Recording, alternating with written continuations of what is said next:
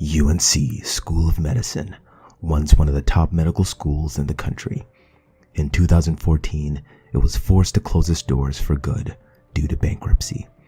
While most professors said their goodbyes and found new jobs, one professor had other plans. Susan Hadler, pathologist by day, ringmaster by night. She was too far into gambling debt to lose her only source of stable income. Well, I wasn't just going to give up. I had a plan. If the UNC football team could pull it off, I knew I sure as hell could. Despite plans to tear down Berry Hill in 2018, Susan was going to convince vulnerable medical students that UNC was up and running. She, along with fellow professors Ed Kernick and Kurt Gilliland, sent out applications, performed interviews, and accepted the first falsified class of UNC School of Medicine, the class of 2018. Before long, tuition was pouring into their pockets.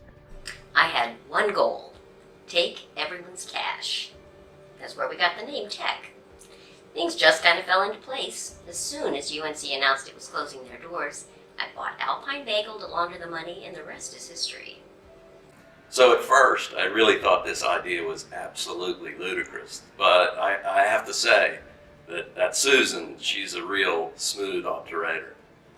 So no one had really used MBRB's basement in a long time. Bad cell service, bad smells. So Susan had the bright idea of isolating the medical students there, to destroy their morale and ruin their happiness. Ed and Kurt had just one job: find lecturers. I told them any new attending would be honored to get invited to lecture. And it obviously didn't matter if they had any experience teaching. Just needed to be a doctor. Of course, they messed it up and only found enough to teach a semester and a half. That's when I thought we'd just call it new curriculum. The n***ers believed it. Every detail of the Tech scandal was planned to a T.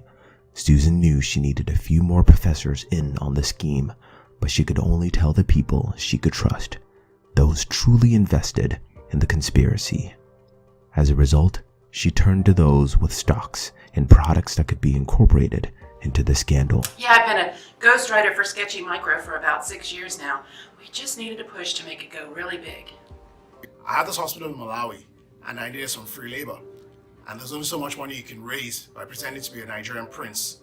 And so when Adler told me to do this, I thought it was a good idea. So I started working for Pumps Etc. in 2009 and pretty quickly got pretty deep into the game. You've never heard of us? The pump is the heart of the pool. Hold on, let me get you a card.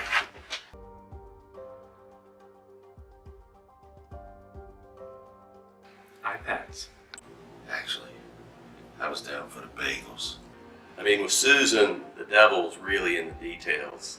She came up with these little plans like having a cappella group, help to get and create some camaraderie among the class to kind of distract them from the reality. She'd bring these poor students in, like, I don't know, around Christmas time, let them sing a few songs. And the students, they really ate that shit up.